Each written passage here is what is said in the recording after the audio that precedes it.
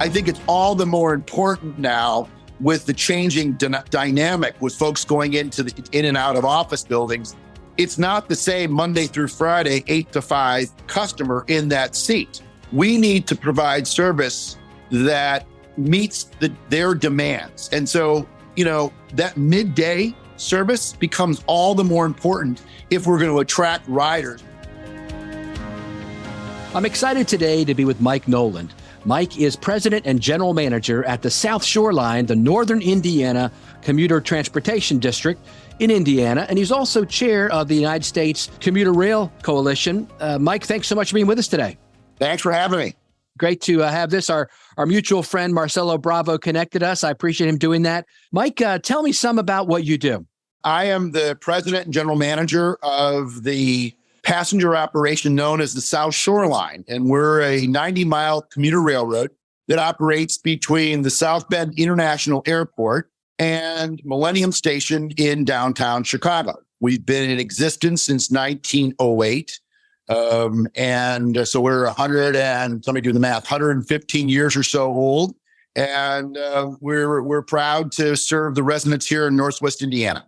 And your background is you have a long background in rail. I mean, you were 21 years at Metro, right? Actually, 28 years at Metro. Started off in HR and wound up as in law and as general counsel, and then as the deputy executive director.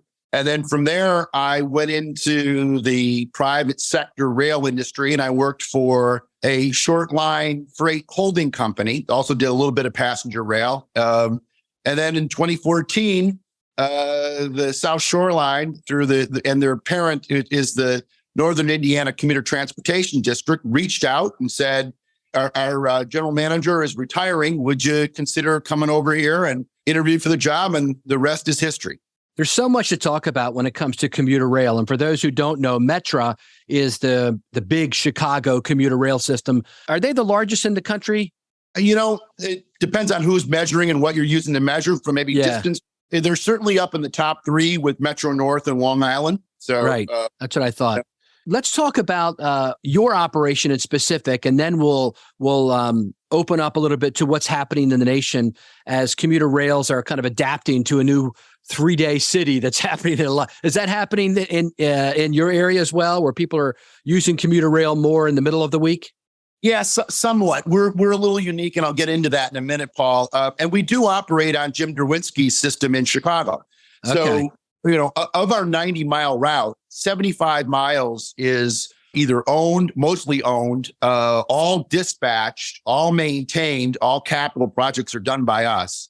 We then get to Chicago at 115th Street in Kensington, and we jump on Jim Derwinski's Metro Electric system for the last 14 and a half miles of our ride. Today, we are running 39 trains every weekday and 21 trains on weekends in and out of Chicago. Pre-pandemic, we were running about 3.5 million rides a year. We're right now at about 50% of that level, which roughly for our industries puts us right in the middle. There's some of us who are, lower in the 30% range, and there's others, specifically Metro North, I know has reported that at times they're at 70% or greater. As a whole, our industry is right around 50%. We have seen our numbers as an industry steadily climbing, inching back up. As you mentioned, the Tuesday, Wednesday, Thursday phenomenon where the collars of Monday and Friday are weaker. We've seen that as an industry trend. It's a little different here on the South Shore. We've always had a fair amount of discretionary riders, being a 90-mile corridor. We're 2 railroads in one. Our service from South Bend is the 90-mile route, and that's more of an inner city kind of service. Whereas as you get closer in from our Michigan City, and especially from Chesterton, Indiana, Ogden Dunes, Gary, East Chicago, Hammond, that's more of your typical commuter service. Our discretionary traveler, the farther out traveler, has been pretty robust. They're coming back quicker. And so we're still seeing good numbers on Fridays and on weekends, but we are still, we're still struggling at the 50% level, although growing slowly as employers make that decision on who should come back to the office and how many days of the week. Are they coming back? That's the big question. Where will that level out is I think what we're trying to understand. Right.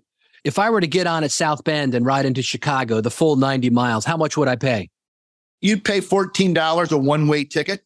Wow. I couldn't even drive it for that price. Yeah, and a lot of it's toll road, and then you get parking issues in Chicago. And so we're a good bargain.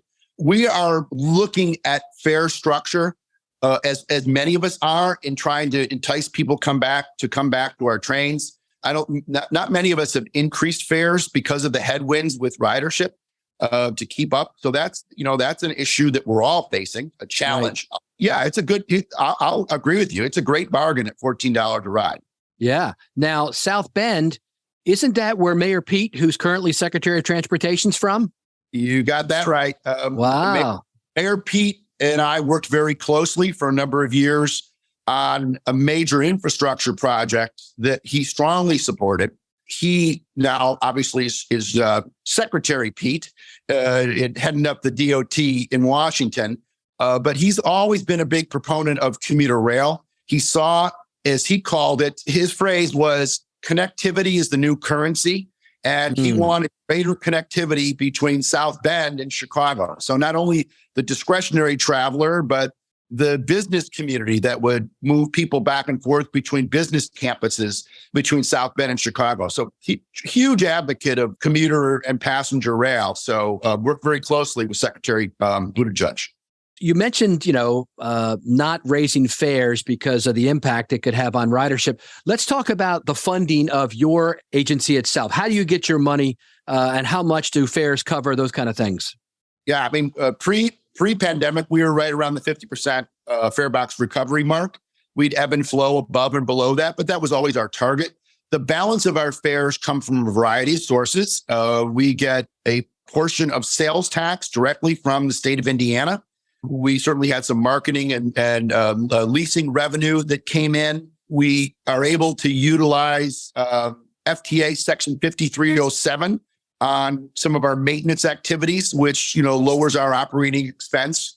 So all in all, it's a mixture of state and local revenues. In addition, as I mentioned, I run on Jim Derwinski's railroad in Chicago, right, but I also am a contract carrier of Metras. So I pick up passengers in the state of Illinois, and for that, Metra compensates me to provide that service. So that's another source of revenue for us as well. A lot of commuter rails operate with their own employees, but many also contract out with companies like Keolis, Transdev, others. Is that right? Yeah, but we directly run and operate and employ the folks who run our railroad. We do not have a third-party contractor who's running service for us. Certainly aware of that model. You might look at it from the standpoint of Metra hires us as a service carrier to provide their service along our line in Illinois. We directly employ the folks who run our railroad. Gotcha. Have you adjusted routes? The frequency and those kind of things. Talk to us about how you've done that based on what the current ridership patterns are. You're hauling about 50% of the passengers. Are you still running the same frequency, or have you reduced and then raised it on weekends to meet new demand there? Or talk to us about that. Okay, so that's a perfect transition into the fact that we're embarked on a 2-year, $650 million double tracking project over a 26-mile corridor on our system. Wow. That will open up huge opportunities to increase frequency, improve on-time performance, and drive time to market down to the central business district down significantly. And so we made the decision not to do any changes. Essentially, we shut down our line between Gary, Indiana, and Michigan City, that 26-mile corridor, and we're executing a bus bridge so that the contractor has a greenfield site in order to complete those improvements. So right now, you get on the train in South Bend, you take the train to Michigan City, you get off at Michigan City, you get on a bus. The bus then picks up the 4 or 5 station passengers between Michigan City and Gary, drops people off at Gary, they get back on the train in Gary, they go to Chicago, and then they repeat that on the way back. How much time does that add to their trip? It probably adds 10 to 15 minutes for the people that are in the bus bridge geography. Okay. And so we made the decision that we're not going to tinker with schedules at this point in time until we get through with the project. And the project is about 80% complete now. We'll open up for new revenue service next May.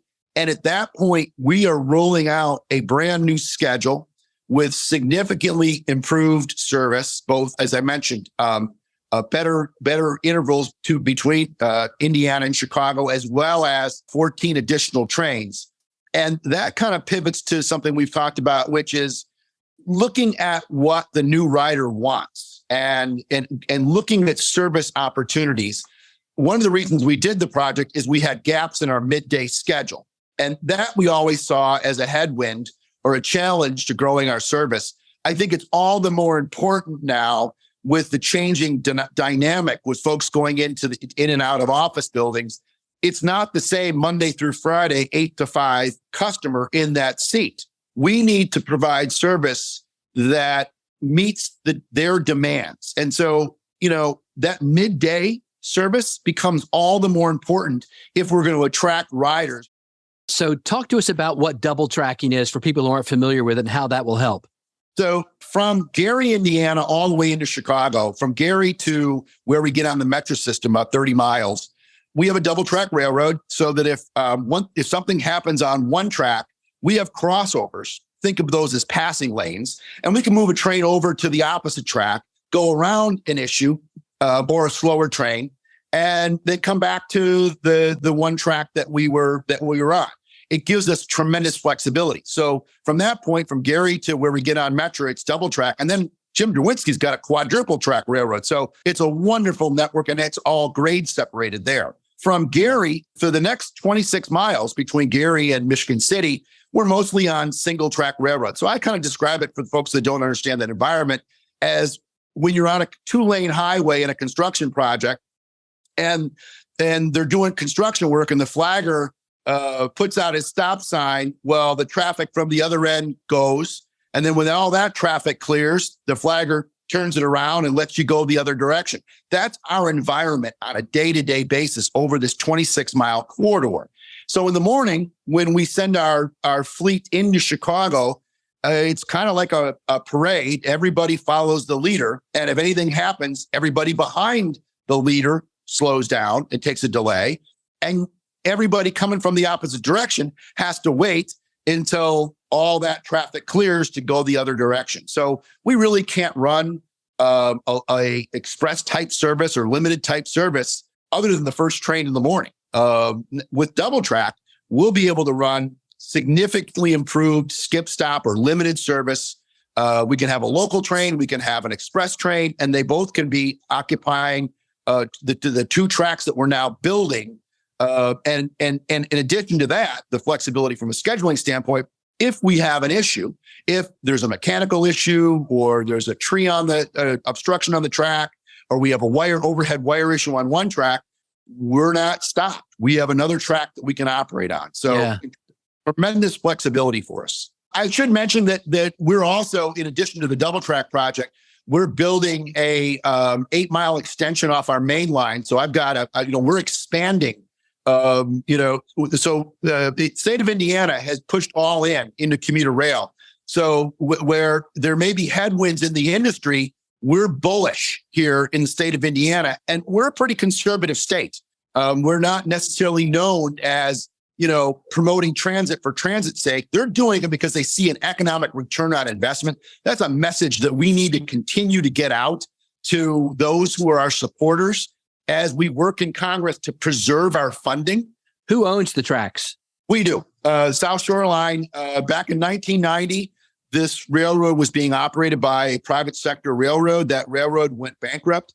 With help from the state and the federal government, we purchased the line, the asset, and we now own and maintain the line. We have a freight tenant who operates on us.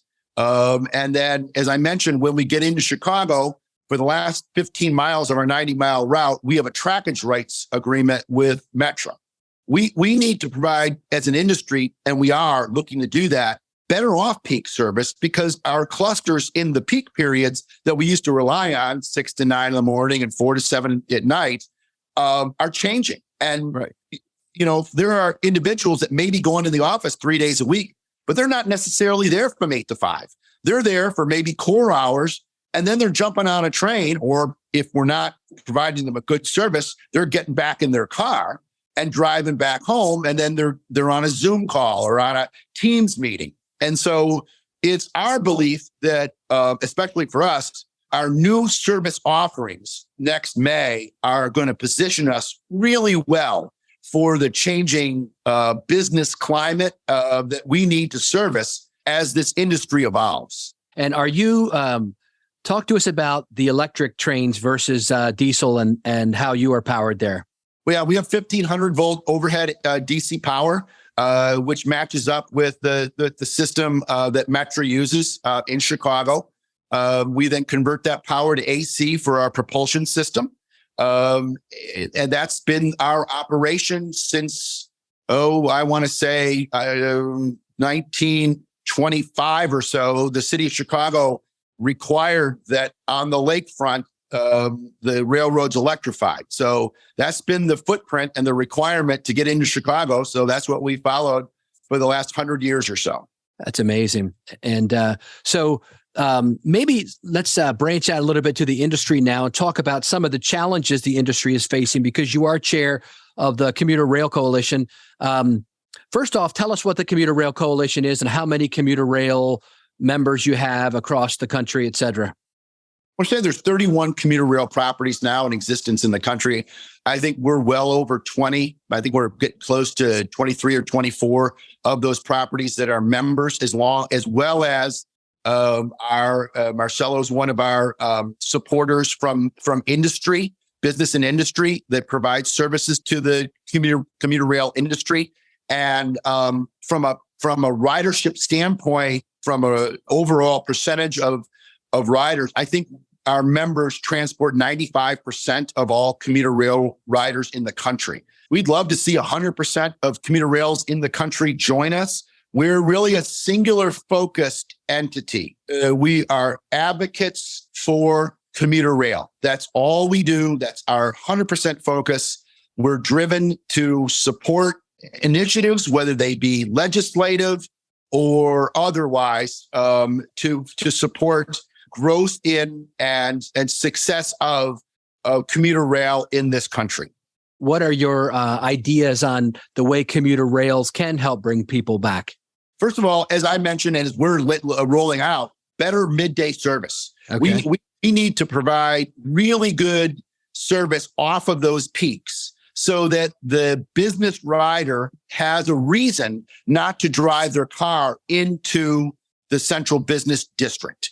Here in Chicago, we just got the designation as being the most congested highway system in the country, second most congested in the world. That there are people coming in and out of downtown Chicago. That's low-hanging fruit for us. We need to figure out how to get them out of their vehicles and make it attractive to them to get on our trains. So things like Wi-Fi on our trains, good schedules in the midday, other amenities. We have to figure out what is attractive to the folks that are currently deciding to go in a couple days a week. How do we get them out of their cars and onto our system? And one of the things is we needed to promote the fact that we're 18 times safer. It's 18 times safer to be on our trains than it is to be on the highway driving your car.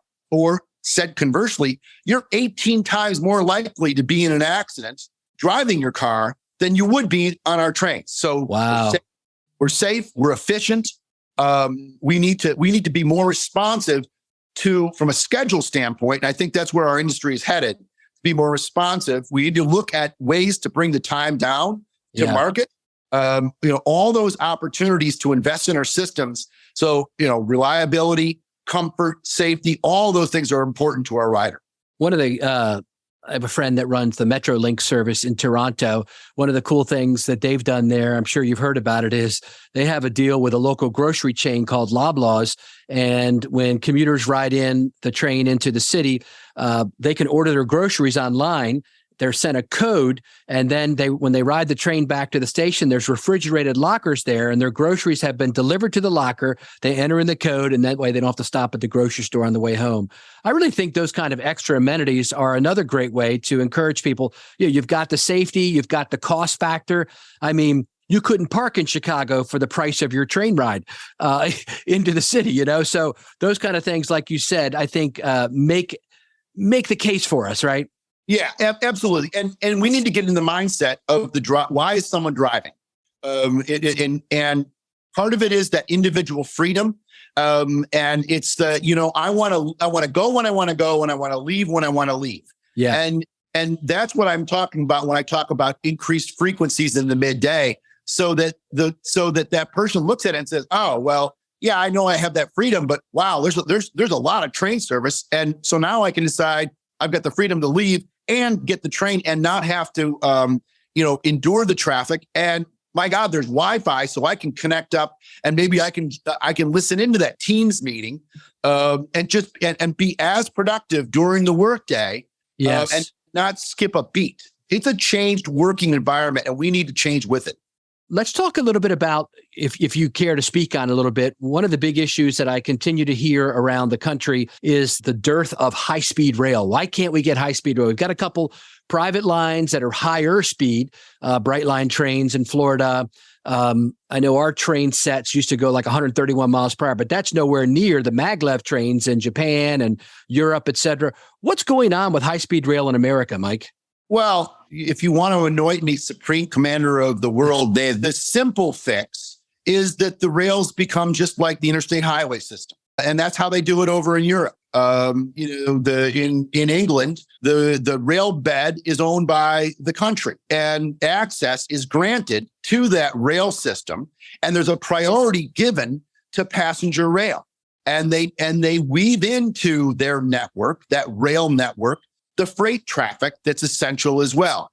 As you know, that's not how it is here. Everybody, so it's the opposite here. It's the opposite here. Everybody owns their own right of way, and nobody wants to be at a competitive disadvantage in the freight rail industry. And I'm sure they'll all say, and I've heard them say, that they support passenger rail, but unless you had, in my opinion, unless you had that kind of system where it was an open network like our interstate highway system, it's an incredible challenge to implement high-speed rail, and that's one hurdle. The other hurdle is, and this has just been my observation, whenever somebody wants high-speed rail, everybody along the line wants a stop. I always joke that if Southwest Airline operated that way and they were flying to Denver, they take off out of Midway Airport, they go 30 miles, and they land in Aurora, and they go another 15 miles, and they land in St. Charles, and then another 15 miles. They would just keep going, stopping along the way. High-speed rail has to run over long distances to be effective, and so that's a fundamental decision that has to be made. And the communities along the line have to realize that if you want it to be effective, you need to build a Chicago to Detroit corridor, or Chicago to St. Louis, and run it all the way, just like the airlines do. But again, I'm a commuter rail guy, so I'm not here to fix the high speed rail problem. Well, then let's. But that's great. I really appreciate that. That's good feedback on there. I agree. So talk to us about what's happening in the industry writ large right now of commuter rail. Yeah, I mean, there's certainly an issue with our funding. Many of us have talked about the fiscal cliff that we all face. We all tremendously benefited by the relief acts, CARES Act, right, and the other acts that kept us running during the height of the pandemic. And we have the ability, because of good sound management and resource planning, to continue to run for several years, but left uncorrected because of the loss of ridership, we've got many of us have a giant hole in our budget.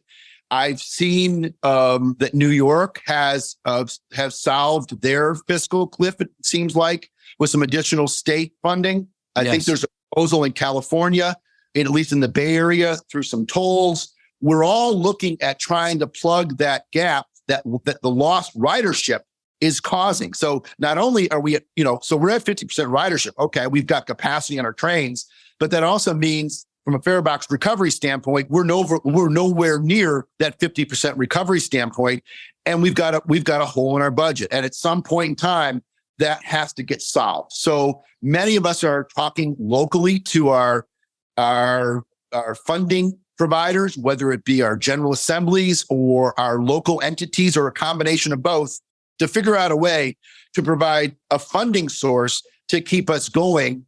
Because in addition to, even though we're at 50%, we provide significant economic return, even at 50% to the local communities that we support. There is a wonderful economic throw that we bring. And I know here in Northwest Indiana, we've done studies that the folks who ride our train going to Chicago earn a 40% wage premium because they get higher wages in Chicago than they do out here in Northwest Indiana. So we're an economic engine. We need to find ways to bring people back to the train, but we also need to solve that fiscal cliff here in the short term. I believe it's a short-term problem. I'm a glass half empty or half full person. I believe we are going to bring people back and we're going to figure it out. But I do believe it's going to take a couple of years before that all levels out. What else? What other thoughts do you have here as we close up? We got a great infrastructure bill. Paul, I've been in this industry a long time. I think either one of us has seen the kind of infrastructure money that's available, and not only the state of good repair increase that we've seen, but also the competitive grants and the money that's available for commuter and passenger rails, unlike anything I've ever seen before. We need to leverage that, and we need to invest it in our systems, and we need to analyze ways where we've got bottlenecks or we have areas where we can improve our service. And I'll tell you this, that it's not just going from 79 miles to 90. It's where you've got 25 mile speed limits and you can go to 50. It's the places where you've got the lower speeds where you can, by a civil improvement, increase those significantly, is where we gain time. And time is really what our riders value. So yes, that's what I think our industry needs to focus on: preserving our dollars, making sure that when there's an opportunity for legislation that either promotes us or protects us, that we take advantage of it and be ready. And then, I'm bullish. I am. This is a great industry, and I see nothing but great things in the future. Thank you so much, Mike Noland, for being our guest today on Transit Unplugged and for kind of painting a path forward for other commuter rail agencies, the 31 here in the U.S. and all those around the world, of attracting new passengers and providing better service for them. Thank you so much. Thanks, Bob, for having me.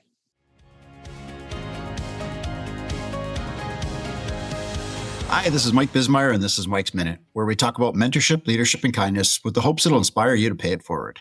Well, it was great hearing Mike Noland's discussion with Paul, the climb and rise from HR to legal to deputy executive director and then eventually GM. Again, showing opportunity is abundant in our industry. What a fascinating call it was, in hearing the in-depth knowledge of passenger patterns, adapting to the daily struggles of our industry, and pivoting that agencies do daily. Where I'm going with all this? Well, the transit conference season is heating up. And with the many fall shows ahead of us that we will all be attending, including the large Apt to Transform conference, it's a perfect interview to hear that reiterates the incredible knowledge and peer sharing that is part of our industry.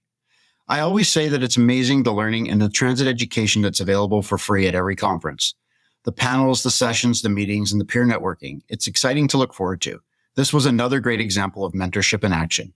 Just the way Mike eloquently talked to state revenues, subsidies, local and state policy, contracted services, scheduling challenges, and adaptations that agencies go through, reiterates that we should be listening to our peers. And your kindness challenge for this week is to make sure that with all the upcoming travel in the fall, you take time to thank someone who is part of your travel journey. Whether it's airline, hotel, or restaurant staff, just make their day. Have a great day. Thanks for listening. Kindness is cool. Thank you for listening to this week's episode of Transit Unplugged with our special guest, Mike Noland, President and General Manager of the South Shore Line in Northwestern Indiana. Now, coming up next week on the show, we have Diana Kotler, CEO of the Anaheim Transit Network. We'll learn how she helps people who live and visit the happiest place on earth get around the city. And while you're listening, if you could take a moment to rate and review Transit Unplugged wherever you listen to podcasts, we'd really appreciate it. Rating and reviewing helps other people find the show and become part of our transit community. If you have a question, comment, or would like to be a guest on the show, feel free to email us anytime at info@transitunplugged.com. Transit Unplugged is brought to you by Modaxo. At Modaxo, we're passionate about moving the world's people. And at Transit Unplugged, we're passionate about telling those stories. So until next week, ride safe and ride happy.